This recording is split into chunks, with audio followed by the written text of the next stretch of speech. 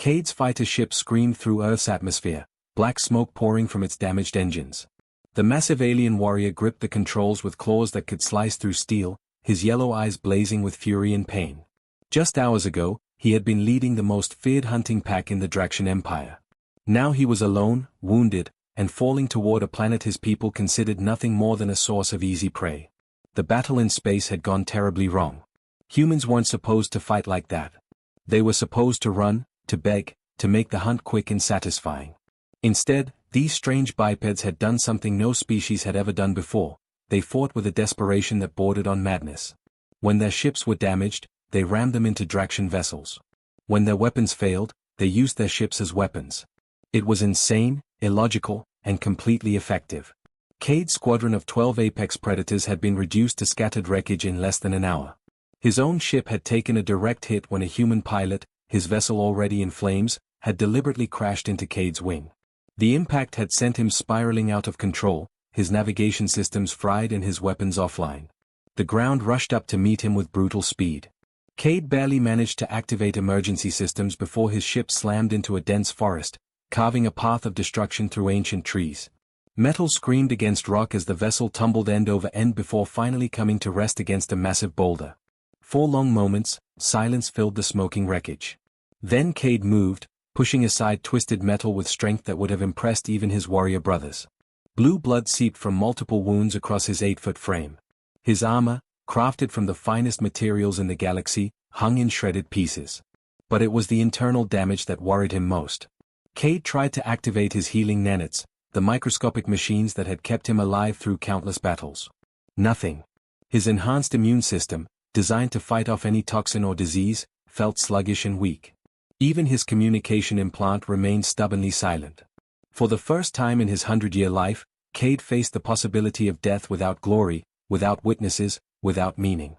He dragged himself from the wreckage, leaving a trail of luminescent blue across the forest floor. Every movement sent fresh waves of agony through his body. His people had engineered themselves to be the perfect predators, stronger, faster, and more resilient than any natural creature. But even perfect predators could be broken.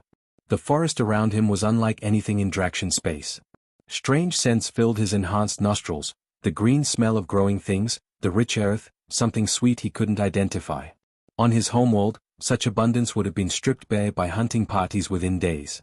Here, life seemed to flourish without constant threat.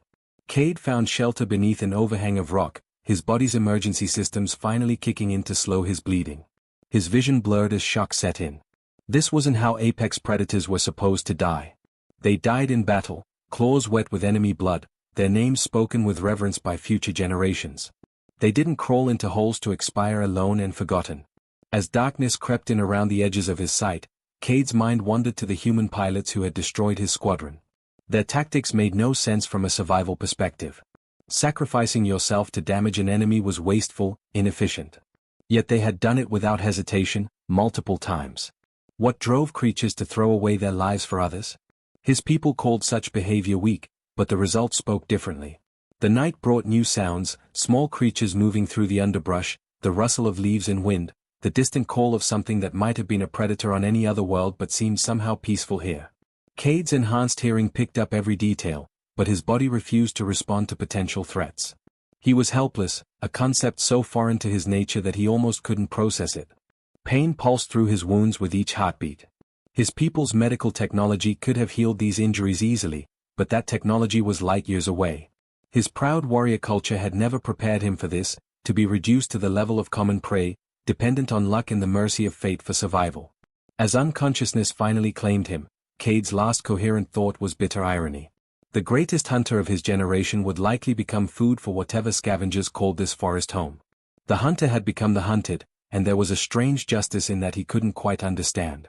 12-year-old Damon Williams pushed through the thick bushes, his sneakers squelching in the damp forest soil. He wasn't supposed to be this far from his aunt's house, but staying inside felt impossible today.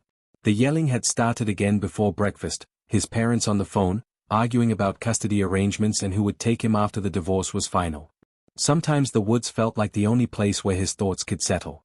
Damon had always been drawn to hurt things. Last month, he'd nursed a baby bird back to health after finding it with a broken wing. His aunt said he had gentle hands, that animals could sense his good heart. Maybe that's why he didn't run when he first saw the massive shape sprawled beneath the rocky overhang. At first glance, it looked like someone had crashed a motorcycle or ATV. Metal debris sparkled between the trees, and there was a strong smell of burnt electronics in the air. But as Damon crept closer, his eyes widened. This wasn't any vehicle he'd ever seen. The twisted metal looked almost organic, like it had been grown rather than built. Then he saw the creature underneath. Damon's breath caught in his throat. The thing was huge, easily twice his height even lying down. Its skin looked like armor, dark green plates that seemed to shimmer in the dappled sunlight. Long arms ended in claws that could probably tear through tree bark like paper. Most shocking of all was the face, definitely not human, with features that belonged in a nightmare. Any sensible kid would have run screaming back to the house. But Damon noticed something else. Blue liquid pooled beneath the creature's body, and its breathing came in short, painful gasps. One massive leg bent at an unnatural angle. Despite its terrifying appearance, this thing was hurt badly. "Hey there," Damon whispered, the same tone he'd used with the injured bird. "You're in pretty rough shape, aren't you?" The creature's eyes snapped open, bright yellow, like a cat's, but filled with an intelligence that made Damon's skin prickle. Those eyes studied him with what looked like confusion. The creature tried to move, raising one clawed hand, but the effort seemed to exhaust it further. Damon took a careful step closer. Every instinct screamed danger, but something stronger pulled him forward. This wasn't a monster, it was just scared and hurting, like any animal might be. The way it watched him reminded him of the stray dog that sometimes hung around his aunt's backyard, wary but desperate for help. "I'm not gonna hurt you," Damon said softly. "I know you probably can't understand me, but I want to help." The creature made a sound, not quite a growl, but definitely not friendly. Still, it didn't try to attack when Damon sat down just out of arm's reach. Up close, he could see the extent of its injuries. Burns covered parts of its armored skin, and that blue stuff was definitely blood. Lots of it. Damon had helped his aunt patch up farm animals before. The basics were always the same: stop the bleeding, clean the wounds, keep the patient calm. This situation was way beyond his experience, but doing something felt better than doing nothing.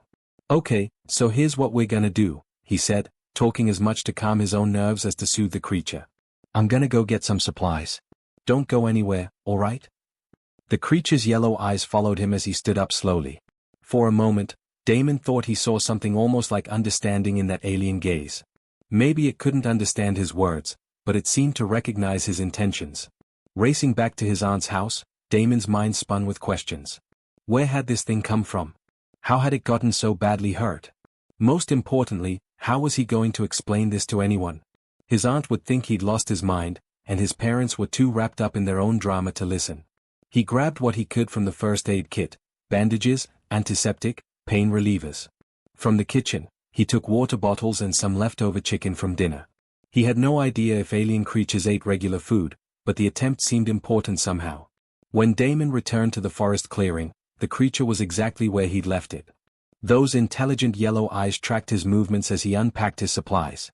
The creature seemed calmer now, as if it had decided he wasn't a threat. "Alright, let's see what we can do about these wounds," Damon murmured, moving closer with careful, deliberate movements. The creature tensed but didn't pull away. As Damon began cleaning the worst of the injuries, he couldn't shake the feeling that this moment was changing something fundamental about his world. This wasn't just about helping a hurt animal anymore. This was about bridging a gap between two completely different forms of life, and somehow, a 12-year-old boy from Georgia was going to be the one to do it. Over the next 3 days, Damon developed a routine that felt both natural and impossible. Every morning after his aunt left for work, he would pack a small backpack with supplies and slip into the forest. The creature, who he'd started calling Big Guy in his head, was always waiting in the same spot, those yellow eyes tracking his approach with what seemed like anticipation. Communication started with simple gestures. When Damon pointed to water and then to the creature's mouth, Big Guy understood and drank. When he held up food, the alien would nod or shake his massive head. It turned out he could eat human food, though he seemed to prefer meat and had no interest in the apple slices Damon offered. On the second day, something amazing happened. As Damon cleaned a particularly nasty wound on the creature's arm, Big Guy made a series of clicking sounds. Suddenly, a mechanical voice spoke from somewhere on his body. "Small, human, why, help." Damon nearly jumped out of his skin. "You can talk." Translation: device, damaged. Words, difficult. The voice was flat and emotionless, but it was definitely responding to him. I help because you're hurt, Damon said simply. That's what people do. Well, what they're supposed to do anyway. The yellow eyes studied him for a long moment. Your species, weak. Easy prey. Why show mercy to predator? The words should have been terrifying, but Damon heard something else beneath them. Confusion. This creature genuinely didn't understand kindness, like it was a foreign concept completely outside his experience. You're not trying to hurt me now, Damon pointed out. You could have, even hurt like you are. But you didn't. That means something, doesn't it? Big Guy fell silent for so long that Damon wondered if the translator had broken again. When he finally spoke, his voice was quieter. On my world, weakness means death. The strong consume the weak. No exceptions. That sounds awful, Damon said, applying fresh bandages. Don't you have families? Friends? Families? The word came out strange through the translator. We are bred for hunting. Raised in groups. Competition. Only the strongest survive to adulthood. Damon tried to imagine growing up that way, always fighting, always having to prove yourself or die. No wonder this creature seemed so confused by simple kindness. He'd probably never experienced it before. What's your real name? Damon asked. I've been calling you Big Guy, but that seems kind of rude. Designation. Cade. Hunter Prime of Draxian Empire. He paused. What is your designation? I'm Damon. And you don't have to call me by designation or anything. Just Damon is fine. Damon, Cade repeated, and somehow the mechanical voice made it sound almost gentle. The real breakthrough came on the fourth day. Damon arrived at the clearing to find Cade sitting up, looking much stronger. His wounds were healing faster than any human would have managed, though he still moved carefully. You are troubled today, Cade observed as Damon unpacked his supplies. Damon was surprised the alien had noticed. My parents called this morning. They're getting divorced, and they were fighting about who has to take care of me. Like I'm some kind of problem to be solved. Divorce? Cade asked. It's when a family breaks apart.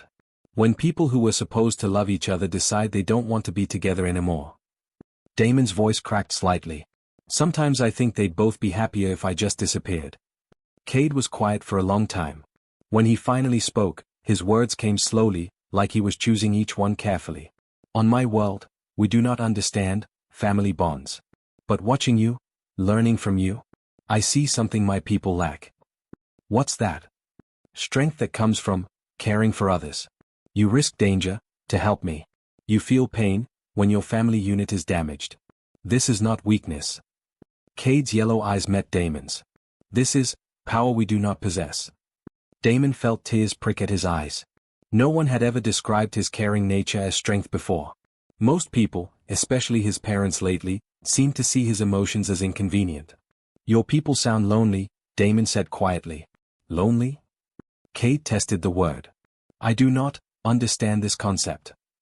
It's when you want someone to care about you, but no one does. When you're surrounded by people but still feel empty inside. Cade went very still. I think I have always been lonely. I simply did not have a word for it. That afternoon, for the first time, Cade told Damon stories about his homeworld. Not the glorious hunting tales he'd been raised on, but quieter observations. How beautiful the twin suns looked setting over the crystal mountains.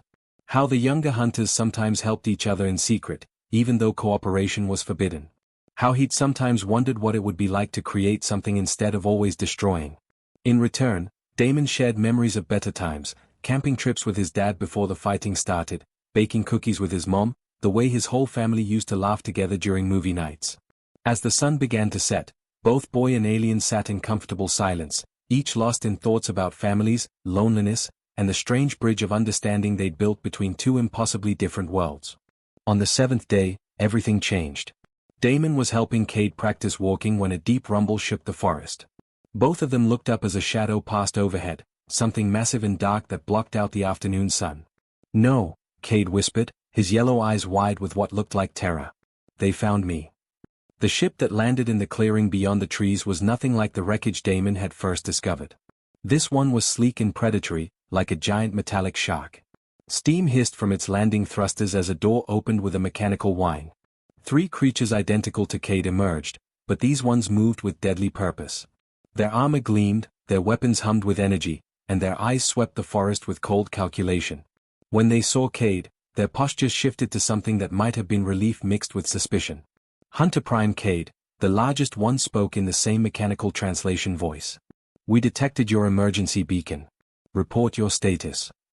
Cade looked at Damon, and something passed between them, a moment of understanding that felt like goodbye.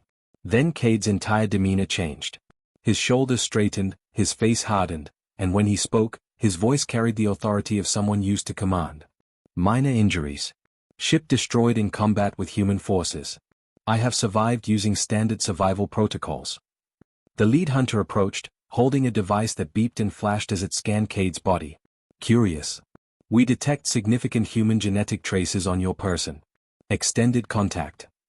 Damon felt his blood turn to ice. He pressed himself behind a large tree, trying to stay out of sight, but those alien eyes were designed for hunting. There, one of them pointed directly at Damon's hiding spot. "Human juvenile. It has been observing us." "Eliminate it," the leader said without emotion. "We cannot risk exposure." "Wait," Cade stepped forward, and Damon caught the slight tremor in his voice. "The creature is harmless. A simple termination is unnecessary. Protocol is clear, Hunter Prime. All witnesses must be eliminated. The human settlement detected on our scanners must also be cleansed to ensure security." Damon's heart hammered against his ribs. Human settlement, that meant his aunt's house. Maybe even the whole town. These creatures were talking about killing everyone he'd ever known like it was nothing more than taking out the trash. "I understand protocol," Cade said carefully. "But perhaps we should investigate what the humans learned from our previous encounter. This juvenile may have valuable intelligence." The leader's eyes narrowed. "You show unusual interest in preserving prey, Hunter Prime. This is concerning." For a moment, the forest fell silent except for the hum of alien technology. Damon could see Cade wrestling with something internal, his clawed hands clenching and unclenching. When he finally spoke, his voice was different, harder, more like the other hunters. "You are correct. Personal feelings have no place in our mission." Cade turned toward Damon's hiding spot. "Come out, human. Your death will be swift." Damon's legs felt like water, but he forced himself to step into view. The 3 hunters raised their weapons, energy crackling along the barrels. But Damon wasn't looking at them. He was looking at Cade, trying to understand what he saw in those yellow eyes. "It's okay," Damon said quietly, his voice surprisingly steady. "I get it. You have to choose your people over me. I probably would too." Something flickered across Cade's face. The other hunters exchanged glances, their weapons still trained on the boy. "The creature speaks," one observed. "Unusual for prey to remain calm before termination." "Cade taught me that strength comes from caring about others," Damon continued, taking a step closer despite the weapons pointed at him. "But he also taught me that sometimes caring means letting go." "Cade." The leader's voice sharpened. "You shared your designation with prey?" But Damon wasn't finished. Despite every instinct screaming at him to run, he walked straight toward his friend. The hunters tensed, fingers moving to triggers, but something in Damon's demeanor made them hesitate. "I know you have to do this," Damon said, stopping just in front of Cade. "But I want you to know, these past few days were the best I've had in months. You made me feel like caring about things wasn't stupid or weak." Before anyone could react, Damon stepped forward and wrapped his arms around Cade's waist in a tight hug. The gesture was so unexpected, so completely outside anything the hunters had ever witnessed, that they simply stared. "Thank you for being my friend," Damon whispered against Cade's armored chest. For several heartbeats, nobody moved. Then Cade's arms came up slowly, almost uncertainly, and returned the embrace. His claws, which could slice through steel, rested gently against Damon's back. "What is this behavior?" one of the hunters demanded. But Cade wasn't listening to them anymore. Something fundamental was shifting inside him, like tectonic plates moving in his soul. This small human, faced with certain death, had chosen to offer comfort instead of hatred. Had chosen connection over survival. When Cade finally spoke, his voice was different again, not the mechanical hunter's tone, but something entirely new. "This," he said quietly, still holding Damon, "is what we have never understood." The moment Damon's arms wrapped around him, something broke open inside Cade's chest, not painful, but like a dam bursting to release water that had been held back for a century. The simple act of being embraced, of someone choosing closeness over fear, rewrote everything he thought he knew about strength and survival. "This is what we have never understood," Cade said softly, his arms tightening protectively around the boy. The other hunters exchanged alarmed looks. "Hunter Prime, you are exhibiting aberrant behavior," the leader said, weapon still raised.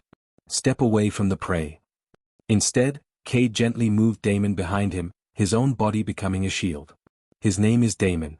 And he is not prey." "You have been compromised," another hunter snarled. "The human has infected you with weakness." "No," Cade said, and his voice carried a certainty that surprised even him. "He has shown me what real strength looks like." The leader's weapon powered up with an ominous whine. "Last warning, Hunter Prime. Move aside or be terminated with the human." Cade's response was swift and decisive. His combat training, honed over decades of warfare, kicked in, but now it served a different purpose. Instead of hunting prey, he was protecting someone who mattered. The first hunter barely had time to fire before Cade was moving, his superior speed and knowledge of their tactics turning deadly. The battle lasted less than 2 minutes. When the forest fell silent again, 3 Draxian hunters lay motionless among the trees, and Cade stood over them, breathing hard. Blue blood, his own and theirs, stained the ground. "Are you hurt?" Damon asked, rushing to his side. "I am no longer Draxian," Cade said quietly, staring at the bodies of his former comrades. "I can never go home." "I'm sorry," Damon said, and he meant it. "I know they were your people." Cade looked down at the boy who had changed everything. "They were my species. You are my people now." Over the following months, the world learned about the existence of aliens through carefully managed government channels. The crashed Draxian ship provided enough technology to revolutionize human medicine and energy production. But the most important discovery couldn't be found in any wreckage. It was the proof that even the most hardened predator could choose a different path. Cade became humanity's first alien citizen, though the paperwork involved gave government officials headaches for years. He shared everything he knew about potential threats from space, helping Earth prepare for future encounters. More importantly, he learned what it meant to be part of a community that valued cooperation over competition. The hardest adjustment wasn't the different gravity or unfamiliar food, it was learning to live without the constant expectation of violence. Cade had to relearn everything from how to greet people without intimidating them to understanding why humans kept pets they had no intention of eating. Damon's aunt had nearly fainted when her nephew brought home his 8-foot alien friend, but her natural kindness eventually won out over fear. She became something Cade had never experienced before, a parental figure who cared about his well-being without expecting anything in return. 3 years later, Damon found Cade in the small garden behind the house, carefully tending to tomato plants that were thriving under his meticulous care. The former apex predator had discovered that growing things brought him more satisfaction than destroying them ever had. "The news wants another interview," Damon said, settling beside his friend on a bench they'd built together. "What do they want to know this time?" Cade asked, not looking up from his plants. "The usual stuff. How did humanity convert the galaxy's most dangerous predator? What's the secret to interspecies cooperation? Whether other aliens might follow your example." Cade was quiet for a moment, watching a butterfly land on one of his tomato flowers. Once, his instinct would have been to catch and study it. Now he simply enjoyed its beauty. "What do you tell them?" he asked. "Same thing I always tell them," Damon grinned. "That you just needed someone to show you that caring about others isn't weakness, it's the strongest thing anyone can do." A year later, when the first peaceful alien delegation arrived at Earth, they specifically requested to meet the legendary Hunter Prime who had abandoned his empire for a human child. Cade greeted them in his garden, dirt under his claws and a genuine smile on his face. The delegation's leader, a proud warrior from a species not unlike the Draxians, looked around at the thriving plants and asked, "What could possibly be worth giving up the glory of conquest?" Cade thought about that question for a long moment. Then Damon appeared from the house, carrying 2 glasses of lemonade and chattering about his plans for college. "Everything," Cade said simply, accepting his drink and listening as Damon excitedly described his dream of becoming a doctor so he could help more people the way he'd once helped an injured alien in the forest. The visiting warrior watched this interaction with fascination, perhaps seeing for the first time what Cade had discovered 3 years ago, that the greatest victory wasn't defeating an enemy, but choosing to love instead of destroy. In a universe full of predators, the rarest and most powerful thing was someone willing to offer a hug to a monster and see a friend instead.